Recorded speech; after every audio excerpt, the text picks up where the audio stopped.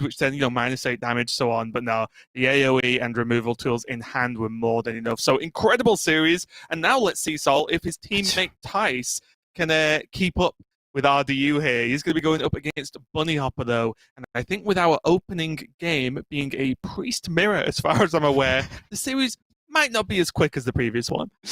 Yeah, we're going to go from 120 to 3 miles an hour real quick in this one, I think, Raven.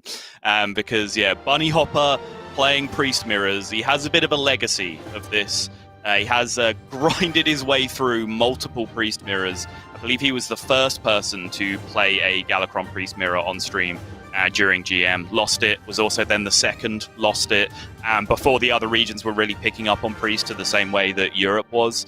And it really did seem for a while that he had this chip on his shoulder on Priest Mirrors that he couldn't really get off until he managed to break the curse during the end of last season, I believe. But I do think he generally played Priest Mirrors very, very well. He just kind of got very unlucky towards the end of them, where lots of random effects end up happening and can end up deciding games. So I do think he had a good handle on how to play the Priest Mirror in the previous expansion. He just wasn't really getting there most of the time. But you can kind of throw all of that out of the window now, because this new Priest Mirror is very, very different from the way that the old one was played overall, not to mention differences in deck list between the two players.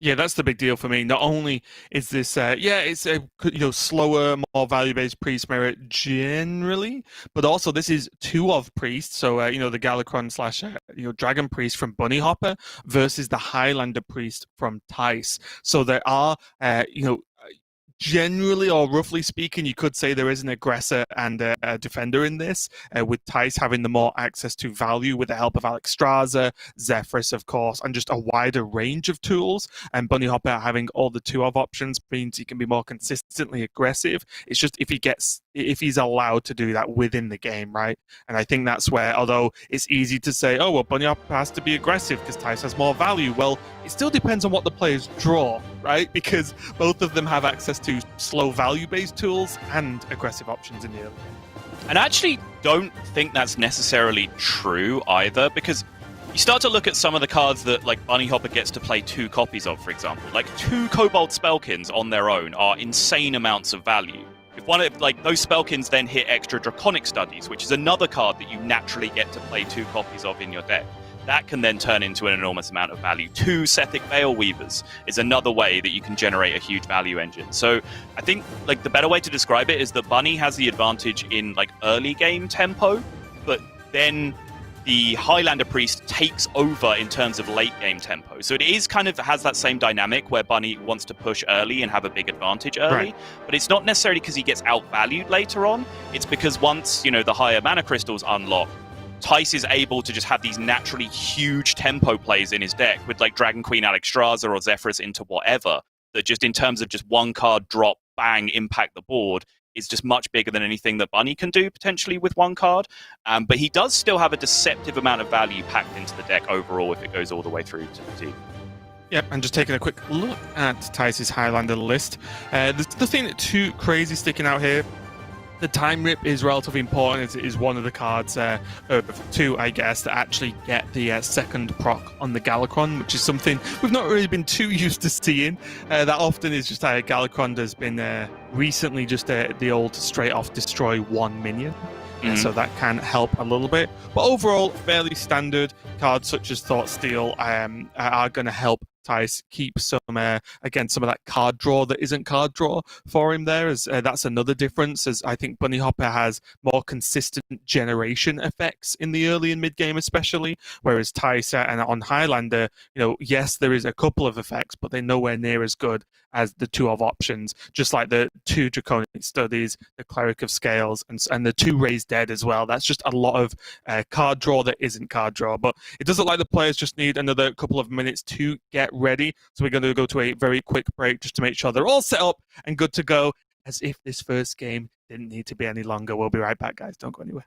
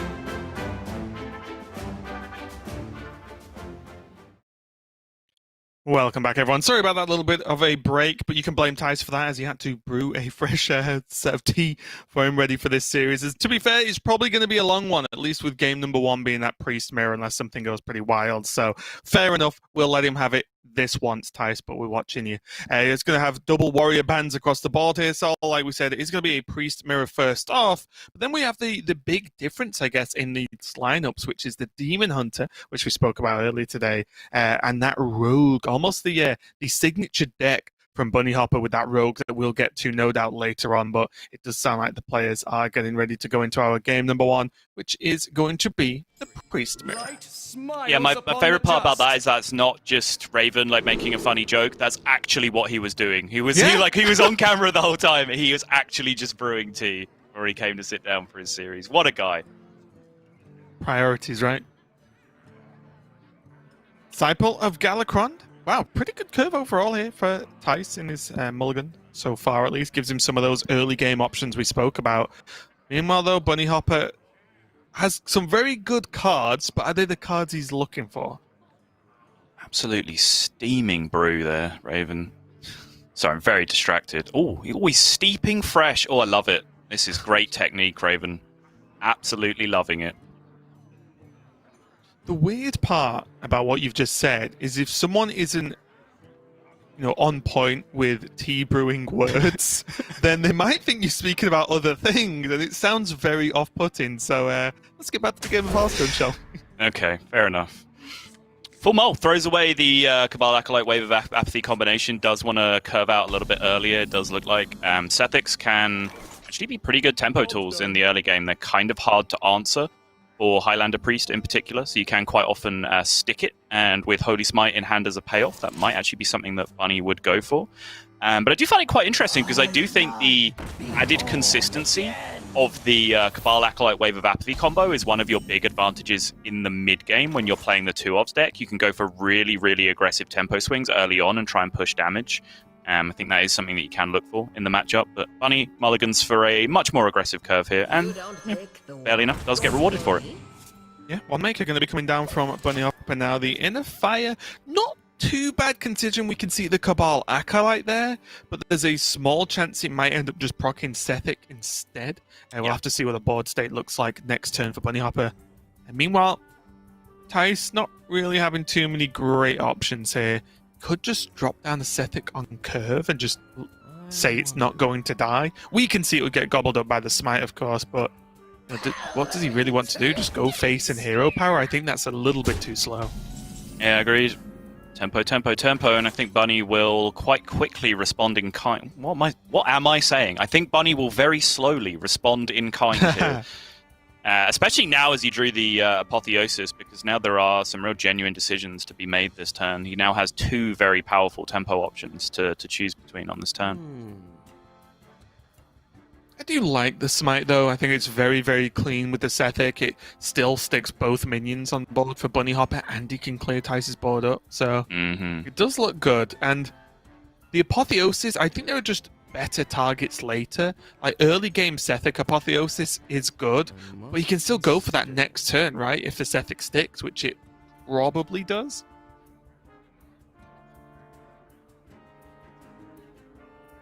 Yeah, it sticks a lot of the time here. It's such a clean full clear as well. Yeah, I like this.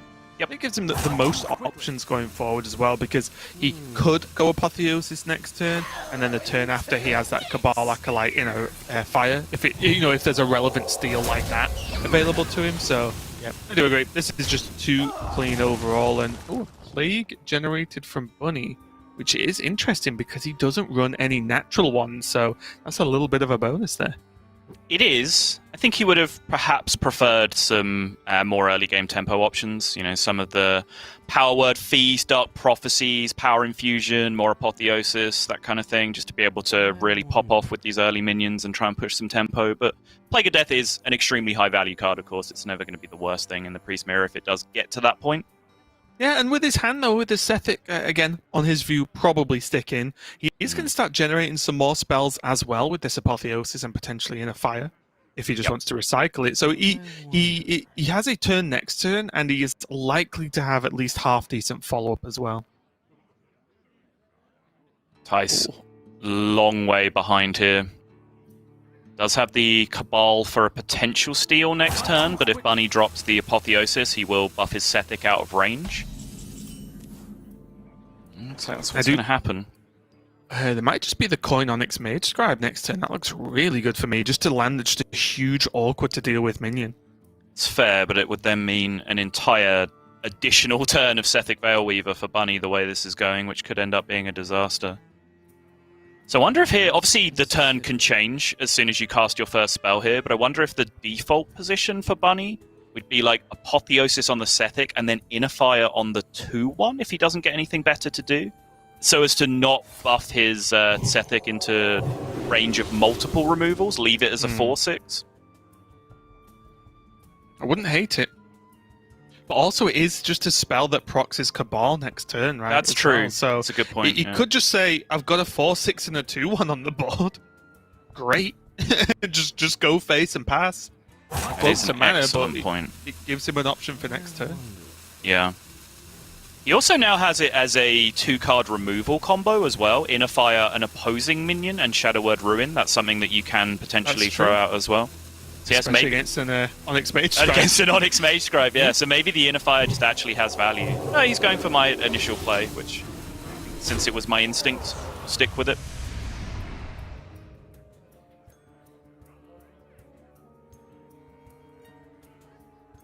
And now you said this gives this Onyx Mage Scribe would give Bunnyhoppor a whole additional turn of the Sethic, but what choice does Thijs have regardless, right? That's the problem. It's not like he can choose to remove the Sethic or play the Mage Scribe. He needs that first option available to him first.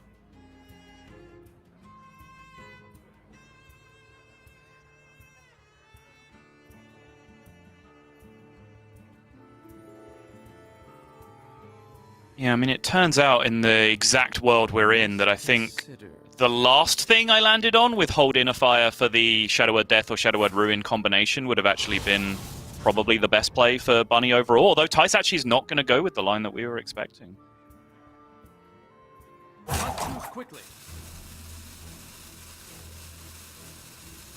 It's really surprising, honestly. I'm not sure what the Thought Steal was really going to achieve. He's got to just clean out the Kaj as well, huh? Oh! Well, that's a problem. Disgusting. The capital D, Raven.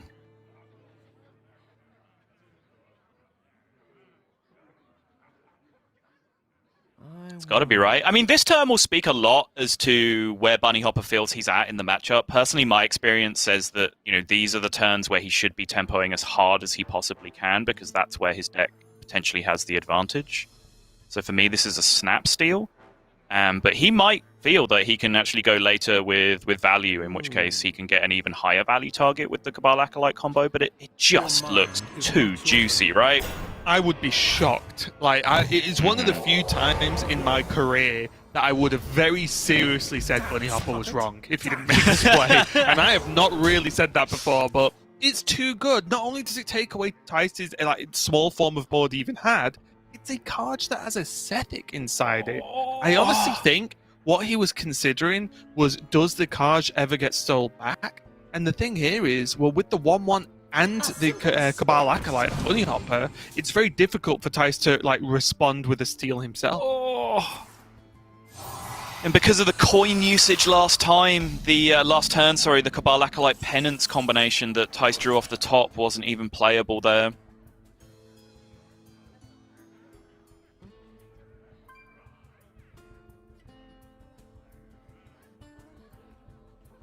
Do you think, like, double trade the 1-1 and the 3-3 and then just have Ray's dead?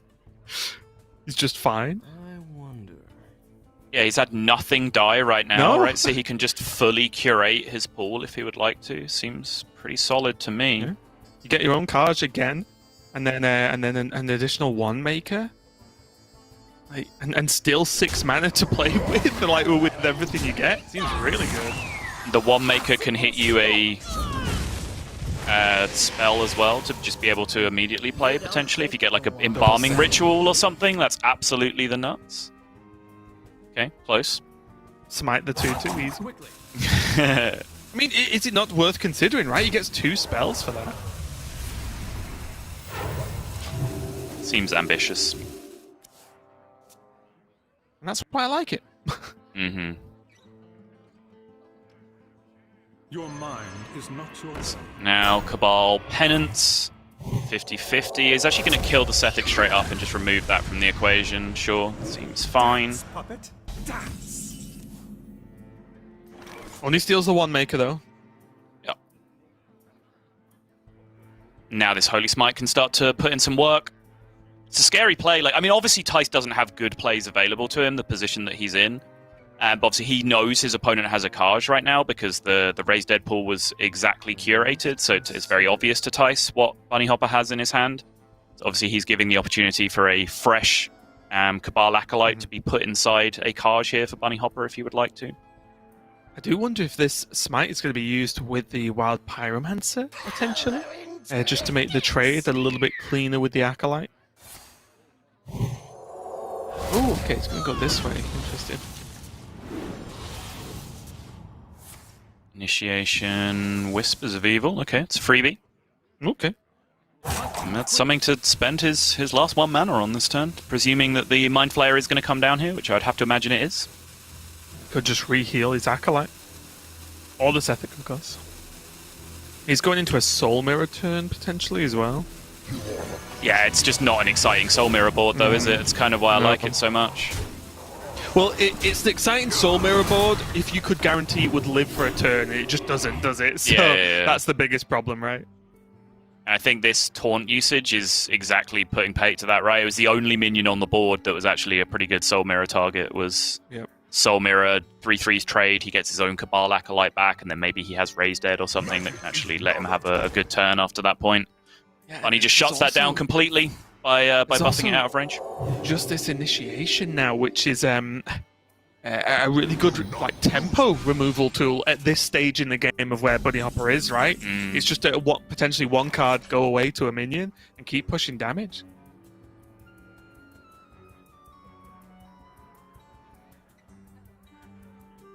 Can't help but feel like this Inner Fire Shadow Word Ruin or Shadow Word Death combination would have like ended the game on multiple turns up until this point. It's looked so good every turn.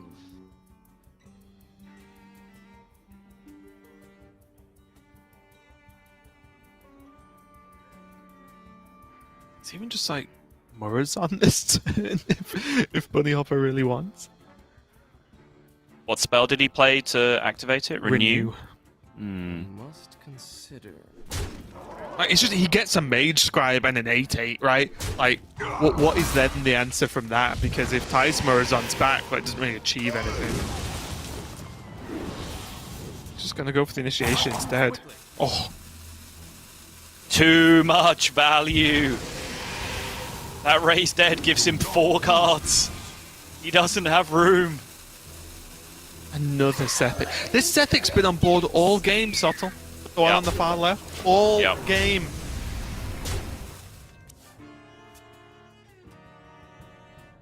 It may not look like it, but this Priest Mirror is currently running at the speed of light right now. It is, yeah. I don't want to toot my own horn too much. Who am I kidding? Yes, I do. But it's kind of panning out kind of exactly as I described it, right? Where you can see if this push were to fall off from Bunny, he has like the more consistent tempo push in the early game. Suddenly, just the power of all of the cards that Thijs has available in his much greedier build of the deck, as the Highlander build, do suddenly start to come into play. But Bunny has completely recognized that early push is exactly where he wants to be, going all the way back to that Sethic Holy Smite turn. And he just hasn't let go of the board ever since then. And I think the turns definitely lined up to allow him to do so as well, right? Like there was some insane turns that just stole any early game away from Thijs, which definitely helped out. Quickly. Just nothing does anything, does it? Breath of the Infinite doesn't actually really change anything. The Siamat has to be what? Divine Shield, like Taunt? Unless he's going to rush Wind Fury to just kill off as much of the board as possible. Shadow Word Death. GG. Get out of my game. Bunny is now the king of Priest Mirrors, Raven. And probably the world record holder for the swiftest Priest Mirror game we've had. Because even RDU playing at speed, I don't think actually won a game this quickly. No, I think RDU's record was 14 cards remaining in deck, and Bunnyhoppor has just done it with 18 cards remaining in his opponent's deck. So in terms of actual turn timer, I believe that is the fastest Priest Mirror victory that we have had in GM so far, at least this season. Yeah, and honestly, just a really huge win as well, because one win in any mirror matches are really powerful in Conquest, but the Priest one is so difficult to get a handle on, and you do not see many games that go like that, where Bunnyhoppor not only had the early tempo, but then just completely stole any fight that Thijs could have in the early game away from him and just obliterated it. Like we said, that Sethic came down, and it never left the board until the game was over, and that's only because it's forced away. So it really, honestly, an incredible game one there from Bunnyhoppor. And Thijs, although got to be, not too happy with that one, just got to give it to Bunnyhoppor. That was clean. It was. I think maybe the one turn that could be looked at from Thijs' side is the turn he went Thoughtsteal, which I can understand his thinking on the surface, because his hand was ludicrously greedy, right? So if he spikes that turn with Coin Onyx Mage Scribe, his hand is then super dead for some amount of time if he doesn't get like the perfect spells to fight back from Onyx Mage Scribe. However, he went Thoughtsteal and then ended up using the coin anyway on the Mind Flayer Kaj, which kind of just put him in that same situation where his curve just didn't really work out at that point anyway. So maybe it was better just to put kind of the thick 4/9 in play and just try and use it to fight back from that point. Certainly, we could see results-oriented. It probably would have been harder for Bunny to deal with than anything he was actually able to do, although it all became largely irrelevant because the Wave of Apathy was then drawn, right? So any minion that gets played in that position is just going to get Cabal Wave of Apathy, and it's all nonsense. But, I think in theory, it was a turn that was worth looking at. Yeah, really tough game on there for Thijs, but Bunnyhoppor currently leading 1-0. We are going to go to a very quick break while we get ready for our game number 2. So don't go anywhere, and we'll be right back.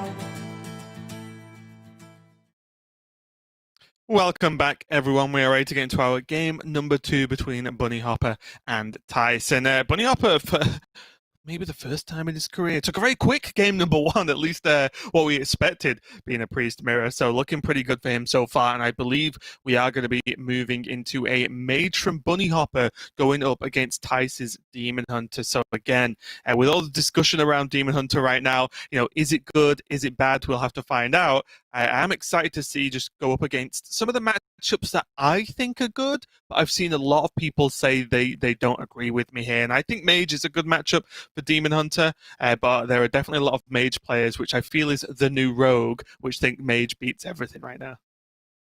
Yeah, it's probably a pretty good analogy, to be honest. I'm still trying to get past this, fact that now if we have the Hearthstone big book of records and you're leafing through, you get it as a Christmas gift or whatever, you always get the record books and you're just leafing through fastest Priest Mirror victory, interesting. Oh, Bunnyhoppor. What? That doesn't make any sense. What's going on here? Well, how has this occurred? But yeah, he's going to have to move past the Priest now, and he does have Rogue and Mage, which are the matchups I assume you're alluding to when you say that potentially they are good matchups for Demon Hunter, because it does certainly seem like two matchups where the idea of damage permanence can come into play, and that if your deck can just count to 30 very efficiently, you probably have a pretty good chance in both of those matchups. And both of those decks do kind of have to rely on a little bit of created by nonsense to get themselves by, because they don't really play the cards naturally to deal with that kind of strategy, so they have to find them from elsewhere to really be able to counteract what Demon Hunter's trying to do to them. Yeah, and the big thing for me as well is there are both of those decks, the Rogue and the Mage, have some really high value specific minions, and I do think that Demon Hunter is good at actually dispatching even high health minions with the help of the high damage weapon plus Blade Dance, for example. So even if we see an early mana giant, I think Demon Hunter is definitely one of the classes right now that can deal with a very early mana giant and not really have it just sort of carry the game with the Mage. Well, it looks like we might find out, because early mana giant very much seems to be the plan here for Bunnyhoppor. Yeah, and Thijs's list, again, is one of the interesting points about Demon Hunter for me as well, is there are still a lot of builds knocking around of this. Thijs with that Consume Magic might get some work done as well, just maybe not even being able to deal with the Sorcerer's Apprentice quickly, but silencing it, or maybe getting a silence on that Solarian Prime, for example, could be very powerful. Time runs out on me.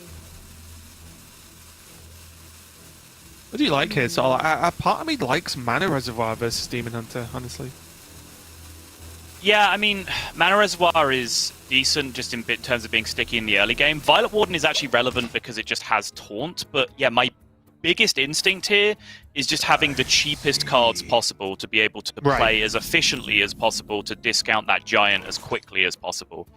So I think on that regard, Lab Partner is solid here. Oh, it says explode! Holds on to it to activate the One Thief this turn. Yeah, and this does mean that the difference, I guess, between, apart from the stats, between the Lab Partner and the Reservoir, is that he has one mana to potentially utilize this turn. Whereas if he went for the Reservoir, he wouldn't have any mana spare, but he would have the higher health minion. So just interested to see how it pays off, and some of the smaller things you have to pay attention to when you're playing this deck. Yeah.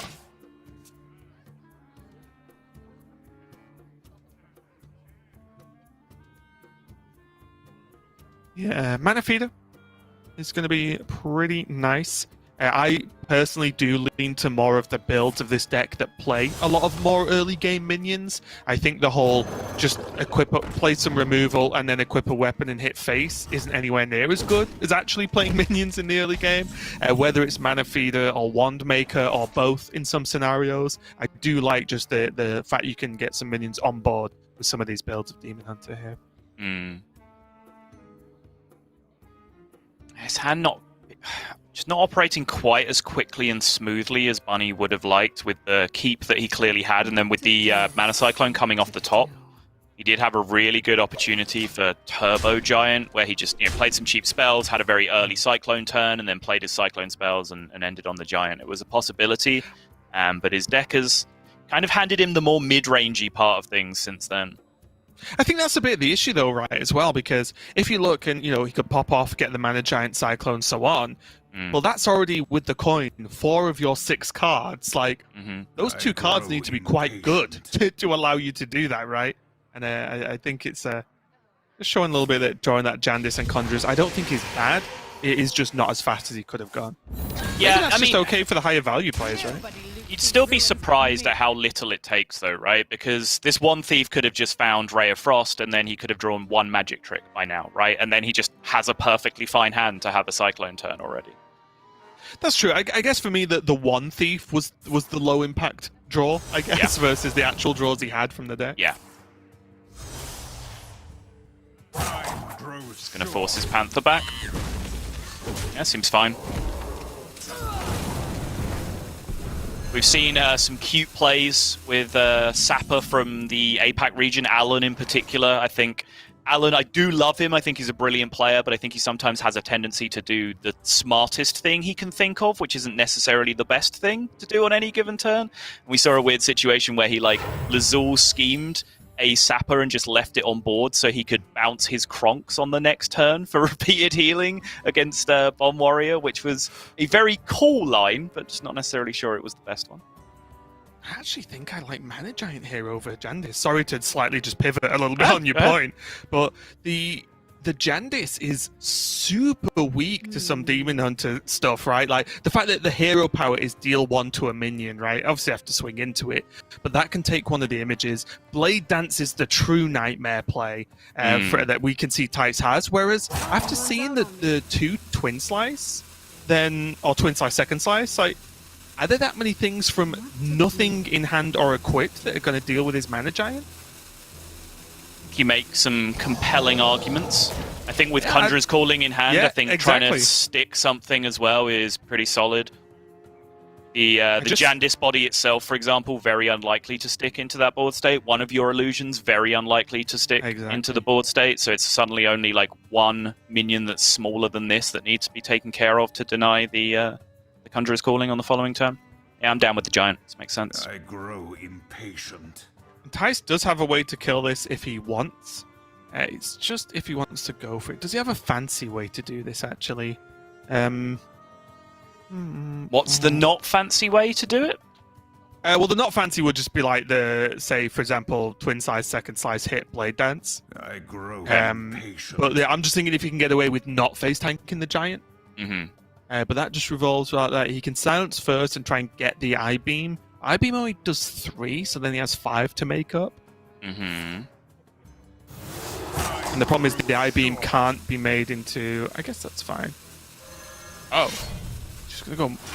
Arrow Slice. Yo. Oh! Disrespect. It's fine. I mean, in theory, he can just choose to ignore here, and then even if Conjurer's Calling were to come down, there's a good chance he can just go Twin Slice, Second Slice, Blade Dance on the following turn anyway, and clear up most boards that do get generated from this.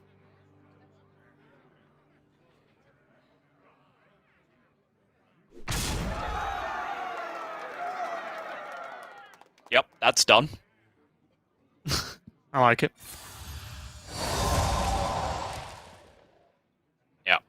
Nothing sticking there.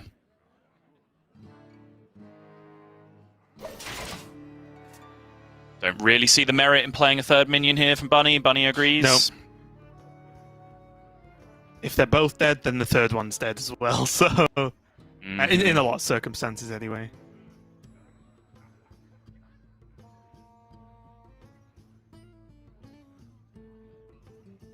I grow impatient. And just smack Bunnyhoppor for 8 here.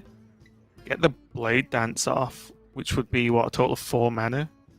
Not really have a great follow-up. I think that's the problem here. Thijs is trying to think of if he can actually get a better turn than just clearing the board. This looks like it could well be it. Yeah, hold the slices, use the I-Beam instead. Really strong.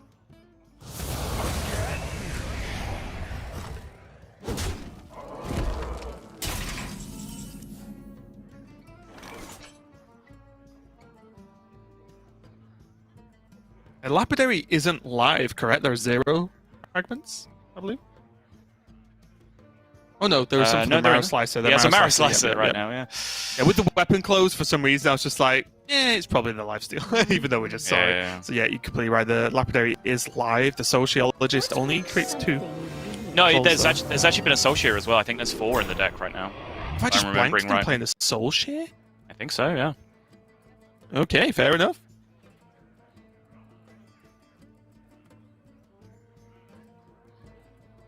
Bunnyhoppor really wishing that Jandis summoned minions with their Battlecry effects right now. Rustied Raider as a 1/8 is not that impressive. Yeah, boy, would he like all of his Murlocs to have Divine Shield right now. That'd be insane. Time runs out on me.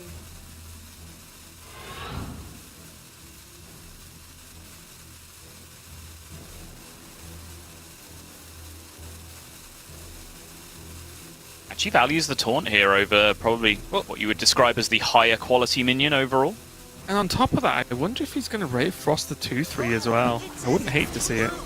Well, I think the reason that he's done it this way is, you know, I don't generally like talking about the mind games that come along with the Jandis, but I do bring up this situation where one of your minions have Taunt, and then this happens, right? Like, this isn't necessarily mind games. This is just understanding what the sequence of attacks are going to be on the board. And you know there that the first thing that your opponent does is put their minion into your Taunt because it's a value trade. So there's just kind of very little reason to allow that to happen and just make it the illusion. So I think that's actually just a smart choice from Bunny in that regard. It's one of the reasons why I thought he was going to go for the Ray Frost as well, because then, at least on his view, it's likely that like a swing goes into the 1/8. Yeah. Seems really good, right? Yeah. And although, of course, there's Apprentice, Ray, and then Mana Cyclone, I fully understand the power, but I do just wonder how much a potential weapon swing into just a 1/8 would be worth to Bunnyhoppor right there. But Thijs does have a stranglehold on the board now, thanks to that Sociologist, and you were completely right about the Soul Fragments, of course, so now is the time to go with the Rare Frost, and hope, for Bunnyhopper's sake, that this Mana Cyclone is going to pay off for him. Why did the first one go there, of all places? Does the first one not go on the 5/5? I mean, I guess it doesn't matter which one goes first and which goes second. It's just strange to me that that was the first instinct.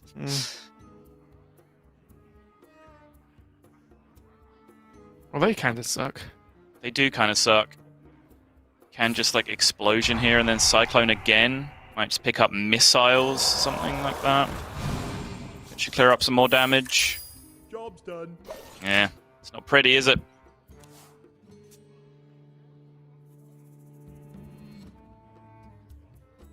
And now there's a ton of options from Thijs. I do wonder whether he's going to start purposely trying to use the left side of his hand to open up a Skull of Gul'dan here, because he has good options both sides. I think this into the Kayn into the I-Beam is just a good turn anyway. There's no sacrifice, really, for playing these minions to help towards that skull, and then suddenly he has 1 mana to spend next turn on a Twin Slice to open up the Skull of Gul'dan. So this just looks not only powerful, but useful as well.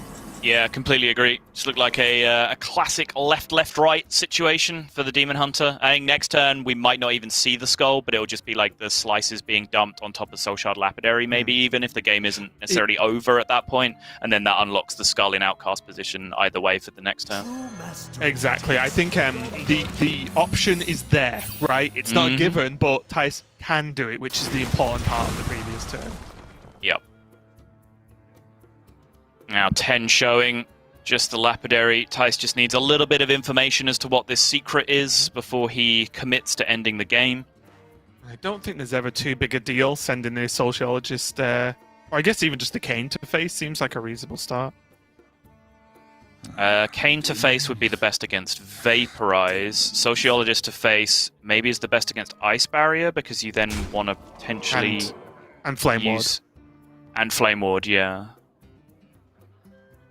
So yeah, probably 5-3 face first. It all doesn't matter because it is counterspell, which means that Thijs just has lethal here without the need to cast a spell, so no big deal whatsoever.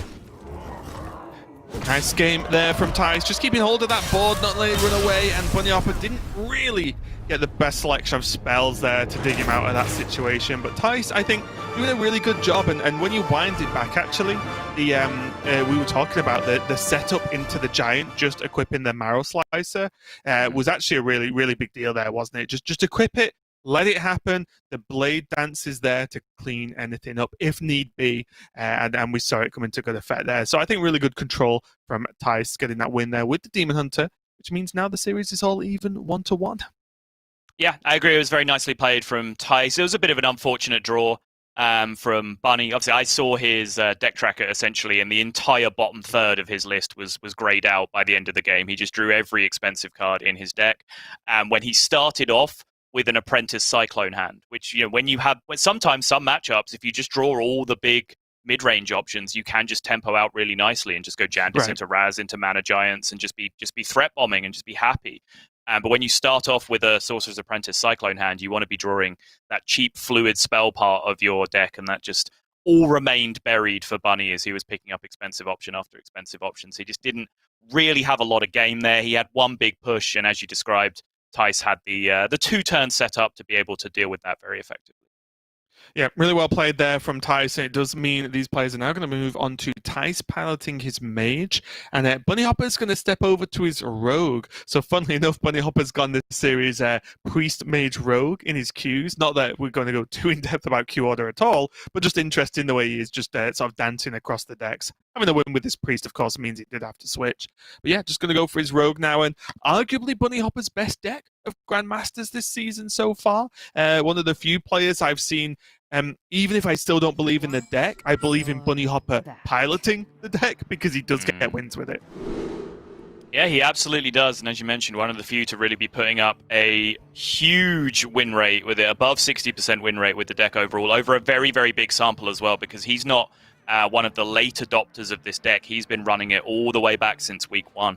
Having faith in the build of the deck. So he has as big a sample size under his belt as anyone does in Grandmasters this season, and is still running 60% plus with the deck. So he certainly does seem to be the one to watch if you want to learn how this quite bizarre build does put together some wins. Yeah, some key points though for Thijs' build. Once again, it is the same as RDU, so there is that one devolving missiles in there. There is a brain freeze and a mirror image as the sort of question marks of the one drops there. But all tools I think are good versus Bunnyhoppor's list here, and has some very good targets in the rogue list. But also I do just like the double Firebrand. Again, I know a few players are experimenting with Firebrands, but the card just feels good every single time you play it. Yeah, it does seem one of the cuttable cards for a lot of people right now. I do think that has impact on a couple of matchups that are very significant, perhaps on ladder. Zoo, for example, Face Hunter, for example. Yeah. I think having a lot of Firebrands in your deck, double Firebrand in your deck, is a big deal. But I think maybe people expect Europe GM to be a little more mid-rangey, a little more control-heavy, where Firebrand kind of falls off in usefulness overall. Would you actually expect it to be good in the mirror as well? Because I feel like it should be. Right? It's just one of those tools to clear up those mage boards. Yeah, it's pretty decent in the mirror, and it's actually surprisingly okay against Druid as well. There's quite a few situations where the Firebrand Twilight Runner interaction comes up and can work out favorably for the mage. And now Bunnyhoppor has his choice of secrets if he wants. I think the general idea would be, because he has ambush, he might actually go for the dirty tricks just to try and get some card draw, and then hold the ambush as the activator for the stunner. But he could just forgo all that and play a little bit differently, and maybe even just drop a Neophyte here. Or dagger up, like we saw Bunnyhoppor do a few times. Yeah, he was a dagger gamer yesterday, for sure. Again, reminder, we have no idea if this is going to hit the same heights, but if you are looking for a wild ride, if you weren't able to join us yesterday for European GM, do go check out the VODs on our YouTube channel, because Bunnyhoppor's series yesterday was absolutely absurd from start to finish, and primarily because of a large number of these rogue games that he did play. I've cast a lot of Hearthstone, and it might actually be one of just But, not the best, not specifically like that, but like the craziest full series of Hearthstone, like number of crazy games as well. It wasn't just there was this one game that was nuts. It's not like the world finals between Viper and the Hunter Race, right? With that last game with the Reform and all of that. Like that was a crazy game, but that was like just a full crazy series yesterday. I'm still not over it, so honestly, still not over it. I don't think you ever will be, Raven. Yeah, it's going to be a while. So, stunner options here already if you want to be quite tempo-focused here, deny the Astromancer over time, but it's going to come down eventually. You don't really have methods in your deck to deny it completely. You can just stall out, and it seems like that is what he's going to go for. Don't let the door hit you. I do like this approach. We've seen this once or twice so far in Grandmasters. There was a game a few weeks ago that was just... was it RDU? I can't remember who did it. Maybe it was Bunnyhoppor. I can't remember where they just stunned everything on curve in a weird matchup and then just won because the cards weren't really playable. I think it was Thijs actually. That was Thijs in season 1, Raven. That was a long time ago. Wait, was season 1? It was against Egg Warrior. Yeah, do you remember? It was Egg Warrior. Oh my! Okay. Well, I told you the series yesterday has just ruined my brain. You've got to update your references, my dude. You're lagging behind. Well, I think it's still valid, actually. I think just causing your opponent to have to not only replay the minions, but pay more for them in a very slick, mana-efficient deck like Mage right now is a big deal, and the game could be slanted Bunnyhoppor's way with that early tempo. We can see, of course, the Firebrand response is very strong indeed, and now Bunnyhoppor's back to square one.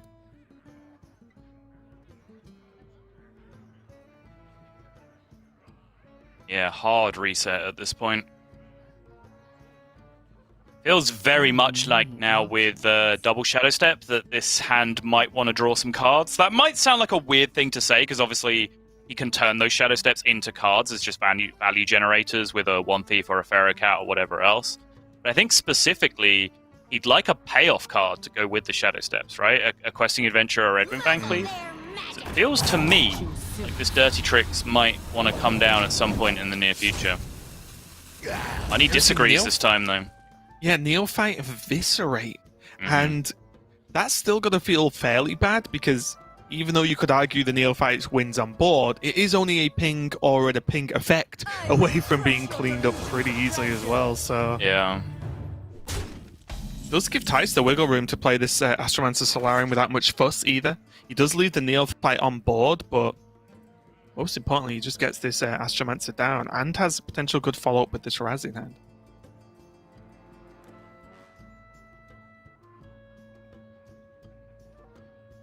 Well, 3 very appealing Shadow Step targets.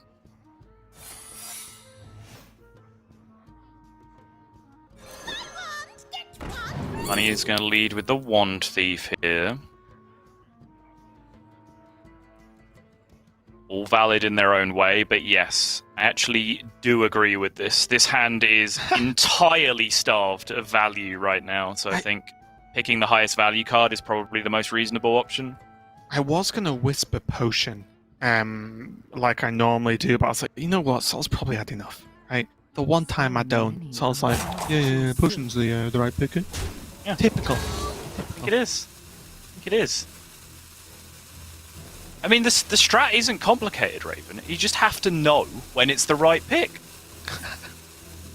It's just like Hearthstone in general. You just got to know what the right play is. Yeah. Every just time. win. That's what I've been doing wrong. Yeah. I love... I mean, like... This is either the most Galaxy Brain play or the most stupid possible play that you can make this turn. It's one of the two. It's something that I definitely looked at because the hand has nothing, right? So Bunnyhoppor is essentially just conceding a turn in order to refill his entire hand with value on the following turn, which does seem to make some sense at least. And this is what continues to baffle me about this rogue list. It's like, a hand's got nothing, so you've got to generate things to win the game. But just put good cards in your deck, right? Just put the cards you want to win games with in your deck. Like Potion of Illusion? Oh, no, I'm not really sure what you're saying. Like RDU's list, or a more... cards that kill your opponent, not cards that give you chances of getting cards that might kill your opponent.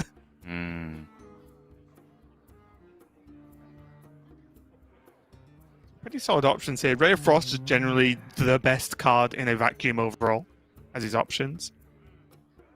Those look pretty good to me. Yeah, it depends a little on where he feels about the value problem right now, because if he still feels like he's a little bit starved even after the potion, he might just end up with Flame Strike because it's just the biggest impact thing that he's been offered that turn.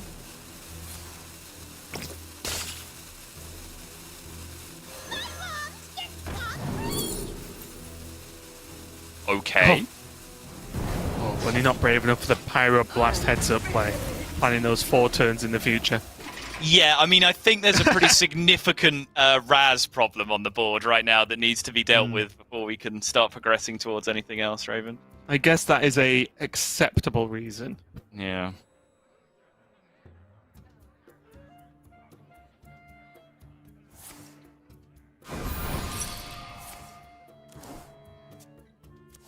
Alright. You draw 2, I draw 2. Seems fair.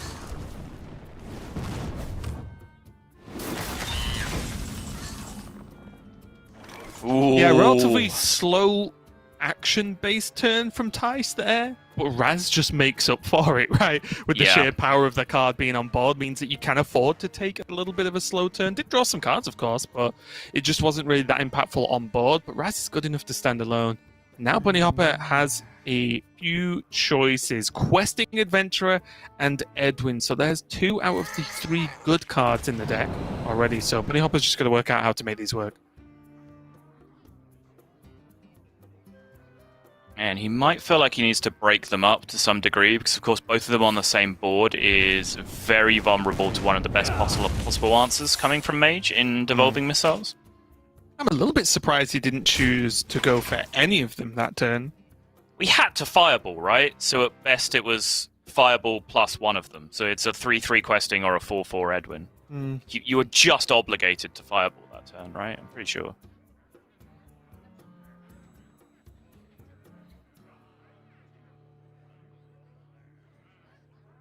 I wonder. Now, we're going to find out what type of person Thijs is. He has all the options in the world, but he does have a Prime on curve. Okay, he's not going to play the Prime. He's just continuing to take it slow. Is this ever a bit of a fear? I mean, there is Plagiarize that we are going to see, which is probably the reason he's happy with taking it slow, seeing that secret.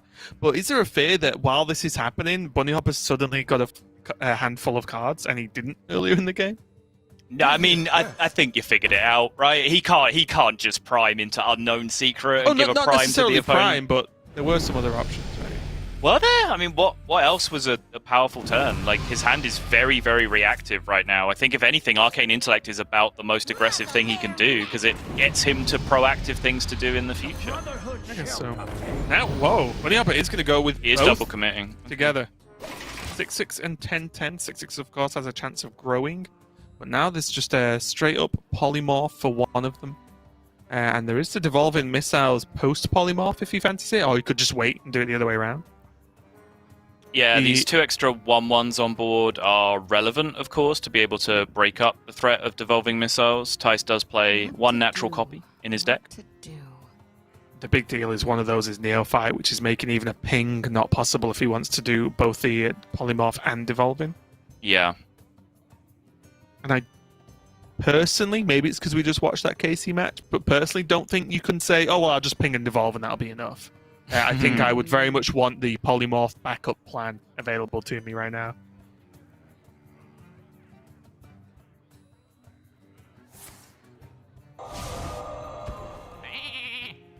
Splitting this up now, going for polymorph and then brain freeze on the Van Cleave. I guess there was the weird downside that, say, like a devolve, 1 missile hitting the Neophyte actually buffs it as well. So there's just like a kind of odd downside to the Devolving Missiles that turn, among others. Yeah, it's very fair. Locking this out, choosing to deal with it later does make sense. There's multiple methods of trying to do that. But Bunny can still keep the board cluttered to try and avoid that devolving missiles as much as possible. He's got a great hand for being able to do that now. He did take a couple of turns off, and it was pretty much the nightmare scenario that came down with Raz, because Raz basically meant he not only took one turn off, he took almost 3 turns off, because the turn he redeveloped his minions, they were just all automatically dead to the Raz that was already in play, and then the turn after that, he just had to spend fireballing the Raz as well. So his little turns off to generate the value with the potion did slow him down significantly, but you can kind of see how it's paid off now, right? As his hand does look a lot more promising to be able to keep developing threats here. Yeah, I mean, that's just the important thing, right? And I know I harp on about this deck, not really being a fan of it myself, but if you can get to the point where you have waves of threats that don't really look like they're ever going to end, then sure, that seems like a Hearthstone deck that can win some games, right? It's just getting to that point, and how often it can do that is, I guess, my sticking point. But regardless of that, who cares? Solar and Prime's just hit the board. Fireworks are about to happen. Hold one with the boys time, Raven. Maybe. Does that count? Nah, it didn't actually freeze it. And they're clearly girls. That doesn't work, does it? And there's a fireball, so it's warm. Oh! Straight downtown.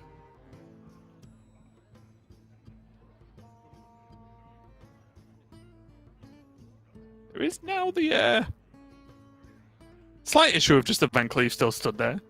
Yep. That Prime did not do a great deal, it has to be said. What to do? Didn't even kill the sheep. Didn't even kill the sheep. Bunny screaming left, left, left, and they do go left. Wow! 4-2 into 4-4 and nothing else off the devolving missiles. Absurd.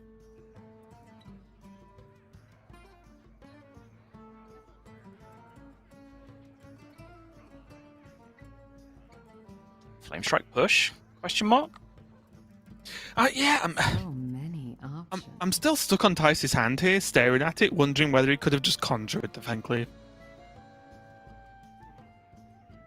It's still so much power on average, though, right? It is, but it's much so more desperate. manageable. I don't know. Is it? Hmm. Is it? Then a Solarian on a wide board? I mean, what did you want to do with the rest of your turn? Play a giant? Maybe just go for Choose Sorcerer's two. Evocation? I don't know. I do find myself stuck in the mindset of if you kill Van Cleef and 2 Quest Adventurers, you just win versus Rogue. So maybe that's a little bit too much on my end.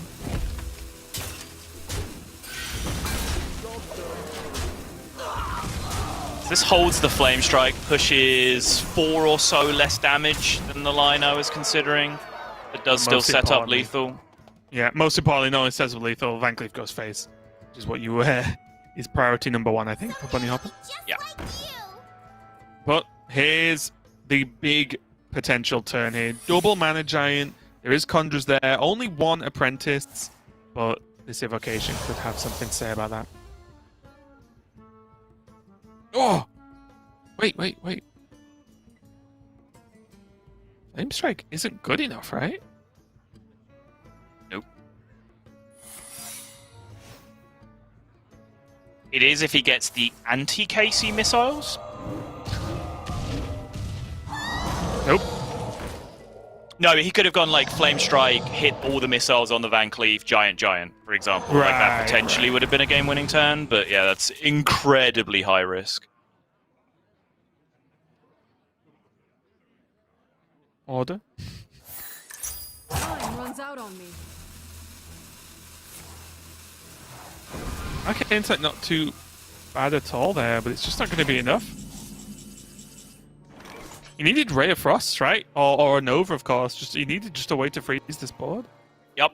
Secrets in play, a Spellbender counterspell, so as soon as Bunny works this out, this game's going to end. And he even just has, like... He has the tools available to try and work this out. 1 attack's just gone to face, so he knows it's not Ice Barrier. I think... Evasive Worm Face is 100% lethal. Yeah, because he sees that the Van Cleef doesn't need to attack first because of Flame Ward, because it doesn't die anyway. This checks for the Vaporize. It is not. Therefore, it is lethal. Bunnyhoppor takes game number 3 and goes 2-1 up over Thijs in a win with that Rogue. And honestly, doing quite well with it because he was in a tough spot. And I'll just be straight, like, I would have not played that how Bunnyhoppor played to try and just sort of go max greed in a weird way to just get as much value as possible because he was running dry with that potion and the Shadow Step, of course. But it did pay off for him, and it did negate some of the issues I have with the deck of saying, well, unless you do that one specific thing, you can just run out of stuff, or the things you are generating aren't powerful enough. Well, it did buy him the time to get there and then go off with that Questing and Van Cleef. So Bunnyhoppor just adding another 1 to his wins with that Rogue deck now. Yeah, it was. So at the time, I was like, yeah, this does actually feel like a potion pick. But then it was the Shadow Step, everything, hold it in hand, right? Where I was like, either this is genius or madness. I wasn't entirely sure. Like, I was looking at it. I was like, this is an option. We can probably do it, but you concede so much tempo for so long, especially with Caster Vision, where I could see the Raz, right? And I thought that might just potentially be backbreaking, where you generate all these 1/1s and Thijs just spends the turn developing Raz. How do you climb back against that? So I wasn't really sure if it was the line or not after the potion was taken. But yeah, of course, it was Bunnyhoppor. So of course it was the genius option. Who am I to suggest that he might have been doing anything wrong? But yeah, certainly the Potion of Madness was a pretty clutch pickup. He would have been extremely starved of value without it, it seems, although he did eventually roll into that secret passage that could have got him out of proceedings there anyway. But yeah, I think you're starting to see why Bunny is one of the players that's really putting up results with this deck. Right. And it looks like, of course, Bunnyhoppor has his Mage left to queue, and his Mage list is fairly similar to the list that Thijs and RDU have, with a few changes. He's running the 1 Devolving Missiles. There isn't Mirror Image in there, but there is still there's 1 Makers, but the 1 Arcane Intellect and the 1 Conjurer's Calling is still in there for Bunnyhoppor, which are the ones I really start to look for now in these Mage builds.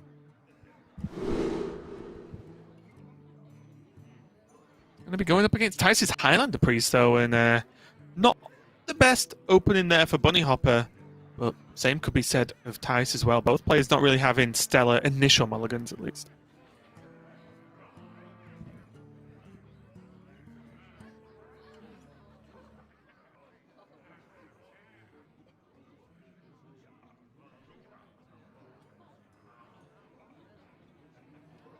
Both players taking the time here. Violet Spellwing is an interesting one, whether it's impactful enough to keep versus Priest in the early game. Any of the early Priest minions do just, as most minions in the game do, stomp on a 1/1. And it's whether that Arcane Missiles is going to be worthwhile right now versus a whole different card chance. Yeah, Thijs does only have 1 card in his deck that contests it, though, right? With the Disciple of Galakrond, really. Overall, because he's playing the Highlander variation of the deck. So I do like holding on to it. Yeah, I guess that's where it's interesting, though, because he still plays 2-drop and he plays 3-drops, right? And I just wonder how much the Violet Spellwing and an Arcane Missiles, especially versus a class that can heal, a lot, I guess, respectively in the early game, if it's going to be that impactful. But it is just a turn 1 play available for Bunnyhoppor, so it's going to get some work done at least. I mean, if we're going to say, 1-drop, it's a bit sketchy, it might die to their 3-drop, we'd never put any 1-drops in our deck ever, would we? That just doesn't work. Doesn't make any sense, Raven. No, I mean, like, the early chip damage isn't as effective versus Priest right now, right? Because it is only attacking for 1. That's all. Sure. And none of the mind-blowing spell damage minions on offer right now. What to do? And Mana Reservoir, even though I'm normally a fan, is quite susceptible to Priest. It is. Time runs out on me. What about just Archmage? I know, like, it's so tempting, right? Just because you're playing against Priest specifically. But actually, like, the one that you didn't mention there, I think there's actually an argument for as well. Yeah, I mean, this is kind of the situation I was looking at. Suddenly, if you get hold of Cram Session, Tricaster was the best option to have in that scenario. It happens a little bit slower, but it's just so much card draw when you're actually able to get it off. And I think staying high on resources is pretty important with this deck overall. But, Reservoir Cram Session now is certainly nothing to be said about. And I guess that's the awkward thing with the ordering of that combination of cards, right? Because we see it quite often of that into the One Thief, but you can't choose the spell, before seeing with the spell damage minions on offer. A little bit unfortunate there. Just can't do it the other way around.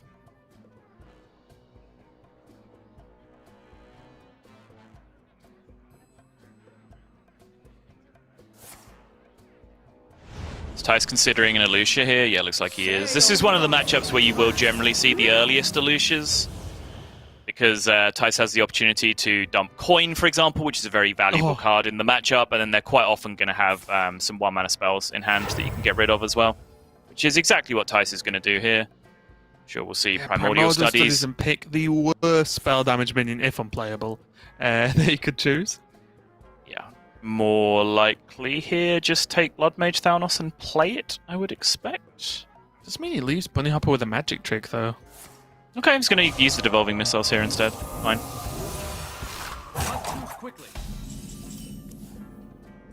Never mind, this Spellwing's a god. It's just going to be immortal throughout the rest of the game at this point. Mm-hmm. Actually, no, Blood Mage play doesn't work, right? Because Bunny still has his turn where he's interacting with his own hand on the other side, so he can just kill the Blood Mage, put a card into his hand. So this is absolutely the right choice from Thijs. Yep.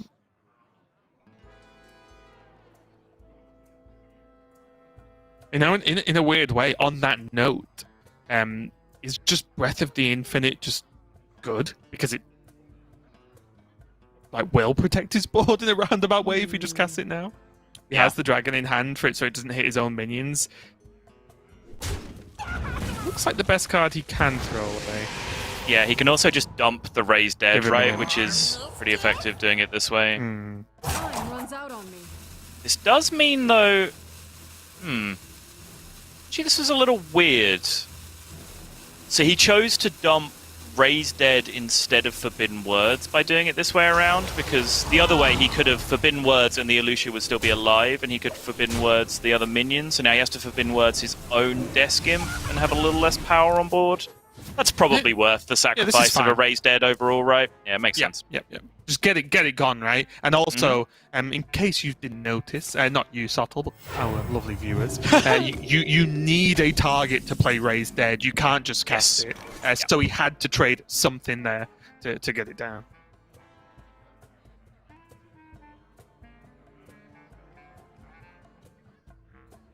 Alright, normal service resumed. Bunny gets his hand back. Like I said, those early Elucias can be pretty effective in the matchup, but they're very often not mind-blowing. It's just something that you can do for a little bit of disruption, because of the way Elucia works, right? You can never, completely destroy their hand. It's very rare that you'll be able to, Sorcerers their hand, and then play all their cheap spells, and then play the Cyclone, and then play all of those cheap spells as well. At some point, you're just going to generate some cards that you can't play that are then just going to go back to your opponent a lot of the time anyway. So it's hard to completely destroy your opponent's hand with an early Elucia in this matchup, but generally you can do some annoying things, which is Thijs managed to do there.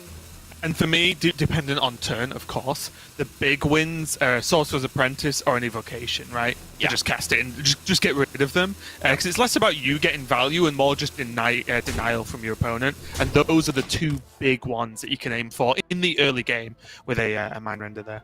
Right. Okay, nothing too wild here at all for Thijs.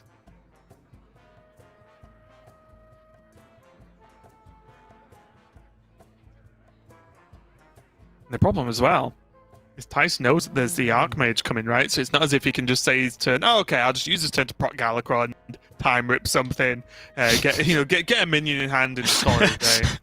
Just time rip this 1-2 and call it a turn? Yeah, it doesn't seem that likely, no.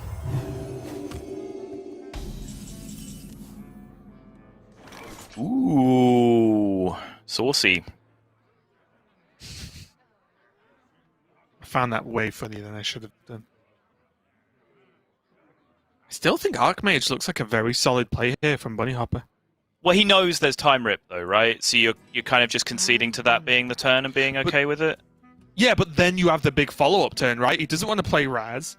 I guess he could go for the Apprentice, but again, more mana with Apprentice. feels better next turn. So I think if you play the Archmage, push a bit of damage face, and then entice Time Rip, and let's just pretend it's heal. Cool. And then you go off with a bigger apprentice. Okay. Are you ready for this? Sure. I'd like kind of make like to him- make a turn that makes my opponent play a minion, but again, based on the information that you have about their hand, they don't actually have the ability to do that at all. Because as soon as they play a minion, your Sorcerer's Apprentice turn gets way better, right? Because you use your Ray of Frost, you can magic trick into something that also helps you like remove something mid-rangey, and then you refresh with Cyclone. But yeah, Bunny. Oh, well. Hold on. Well. Hold the dog and bone. But even with this Arcane Intellect, right, just having 7 mana for this Sorcerer's turn Yeah. versus not is a big deal. What to do? True mastery takes dedication. Imagine if Thijs just came back to his chair and he's been lethaled from a Sorcerer's turn. I'd love it so much. He could sit, he's like, what? What? Bunnyhoppor just goes off, and he just comes back and you're dead. Bunny just went like Sork, Ray, Magic Trick, Discover, and Arcane Missiles, Mana Cyclone. Every spell generated is Arcane Missiles, and he's just dead. Yeah. One day I hope that happens to someone. I must consider. And I hope it's not me. Another tough turn here for Thijs, starting off with that Renew, fishing for something a little bit better to deal with this board.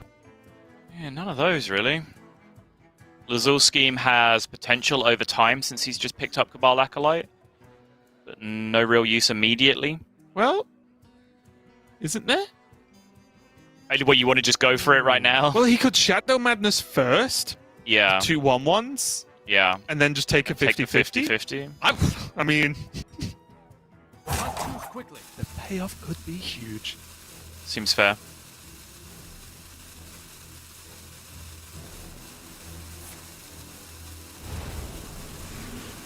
Well, isn't this worse? This is worse, yes. 'Cause he can steal the 1/1. Now, This is she worse. does, by the looks of things. Dance, puppet. Yep. Dance. Ooh. Yeah, and there's no choice, right? That was actually just worse with what he wanted to do. And here comes Bunnyhoppor with the Sorcerer's Apprentice turn now. And wow, Bunnyhoppor, slow down. I've never seen you play this fast. This is the moment Bunny's been waiting his entire life for, Raven. Ray. It's going to be a big Cyclone. Is this the Arcane Missile turn you were talking about?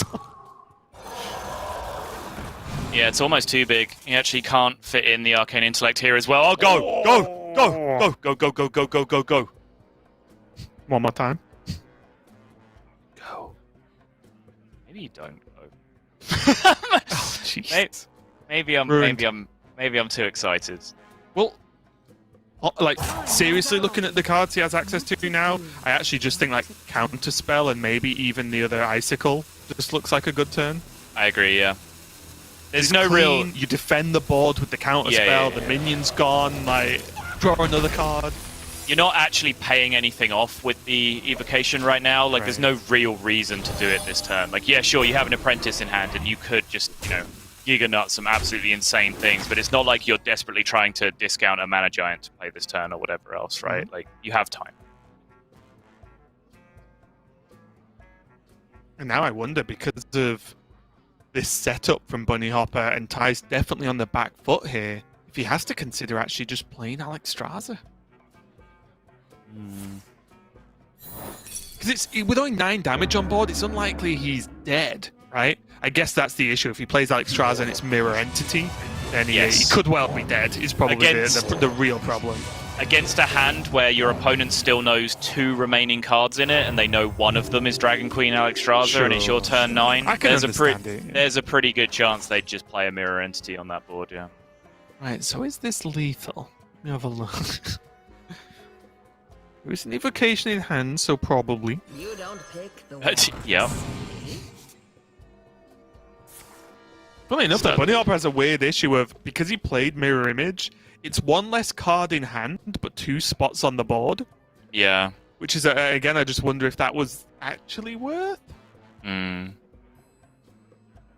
Because in this world, he could have played 2 additional minions, which is 2 less cards from his hand for evocation, not 1. Those are some very bad picks. Galar and Mage being the best option, which seems to signify Bunny's intention to full trade here, using Combustion and the triple spell damage Raz, or double spell damage Raz, triple damage Raz. Time runs out on me. So this deals 6 and spreads 3, which means that 1 Raz is already dead, and then the other Raz can just value trade on the board, and then boom, all clear. And all the while, still ducking under that Shadow Word Rune. Oh, that'll help, though. This could be the beginning of a comeback here for Thijs if he just Zephrys clear this board and then can drop Dragon Queen Alexstrasza for the counter pressure next turn. It's true. He is still currently losing very heavily just on value, though. He is, but he can't change that, right? So one thing he can change is he can get rid of this board, which is pretty scary right now. Yeah.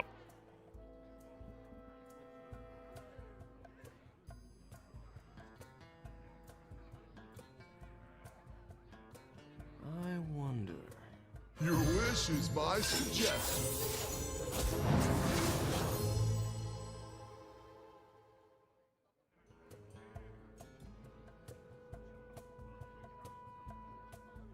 Do you want to heal for 2?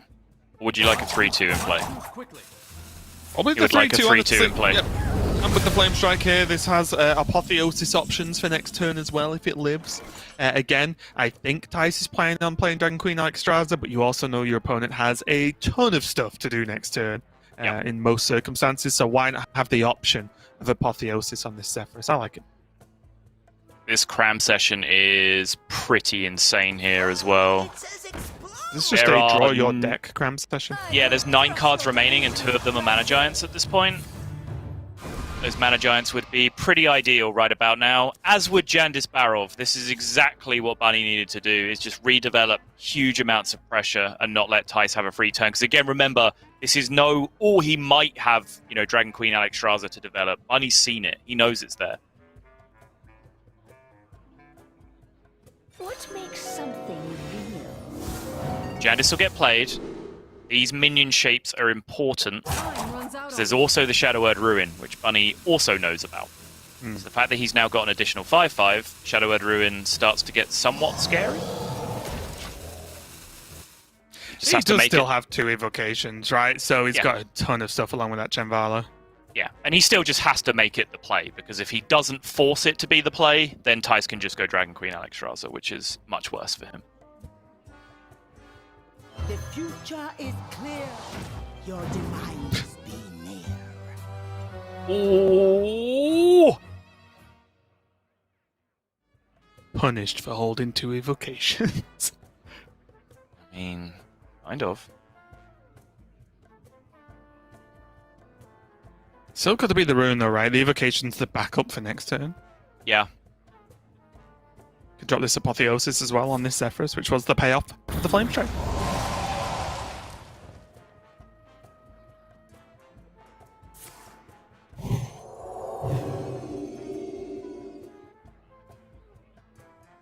Yeah.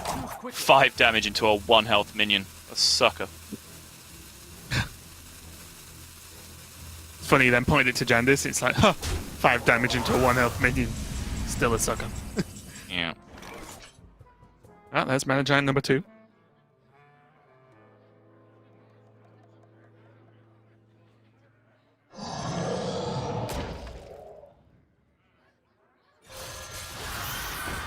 Any chance 1 evocation gets played this turn? Is that way? Also, Newton actually, whether he's going to ping his Spellwing instead. But... Whoa. Potion. I think we're getting baited by Potion again, Raven. I love it.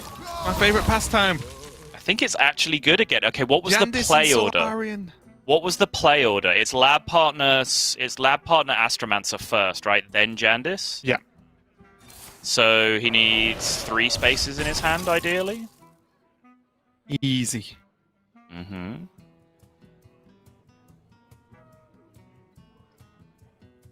which is already achieved, right? Because even at worst, he could just potion now.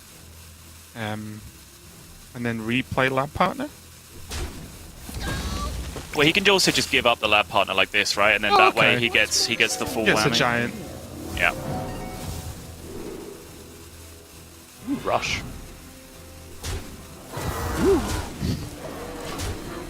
Ooh, piece of candy.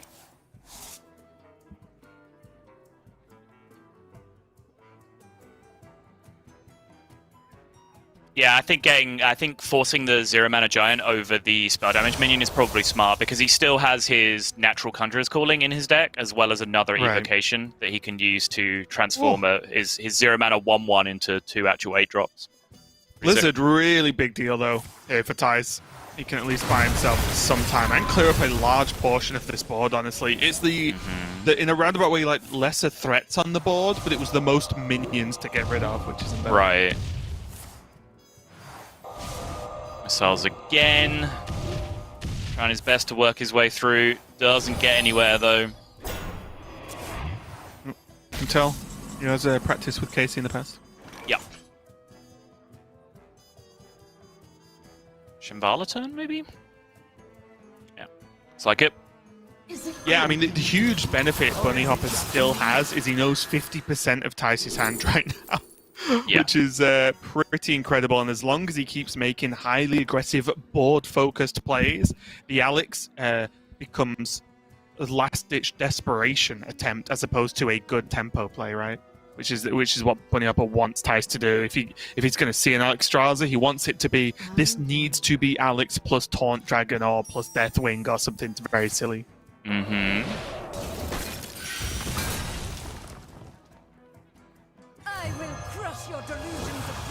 Missiles and then ping your own Astromancer after this? Is that too cute? Should drop the Cyclone? Yeah, it's too cute. Fair enough. Yeah, it's just more stuff, isn't it? Oh, whoa, a lot more stuff. Yo. Double power of creation. Indeed.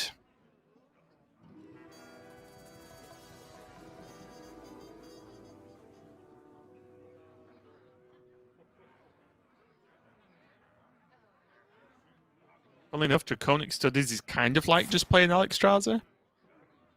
With a little bit more choice. Yep. It needs to generate a must-win dragon. I mean, it is also free, right? It's because you then can still just go straight into the Dragon Queen afterwards anyway. Rot Nest, not like it's going to cut it.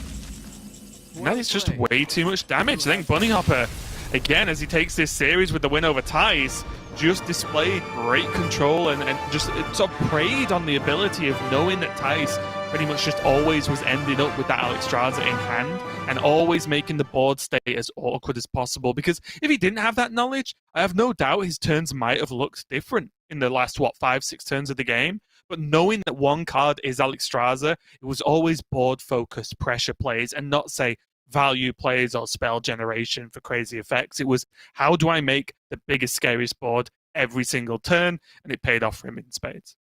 Yeah, and through multiple cram sessions for high value, he was able to stay high enough on resources to be able to do that as well. But yeah, it's great recognition, right? Like, to the point where even knowing about the other card, Shadow Word Ruin, that was in hand, he just went, yeah, fine. Good Shadow Word Ruin, you can have it. The most important thing is that I just don't give you a good turn to play a good Alex Straza. The one question about that turn is like whether it was worth just putting the illusion on the 5/5 since you knew it was going to get Shadow Word Ruined anyway in that scenario. Didn't end up mattering whatsoever, but something to think about. But that's a really, really clean series from Bunny, and he did even message me to say that he was feeling under the weather today. He feels like he's got a little bit of a stomach bug or something. So even more impressive to be able to play Hearthstone at that level of that standard and that level of focus when you're feeling a bit under the weather. So yeah, shout outs to Bunnyhoppor, continuing to prove he's one of the best players in the world. Yeah, just a true pro attitude as well. It's like, you're not feeling too well, which sucks, obviously, but guess what? You still get up and get your job done at the end of the day. So really impressive overall. And now we are going to be moving on to our match number 3, which is going to be the other half of the craziest match I've ever seen from last night. Yala versus Viper. It was Yala versus Bunnyhoppor last night, which completely just ruined me and Salt, to be completely honest. Like, should have heard the conversation after the broadcast was over for us, because we were just sat there going, what just happened? What did we even say? Because I don't think either of us had a clue.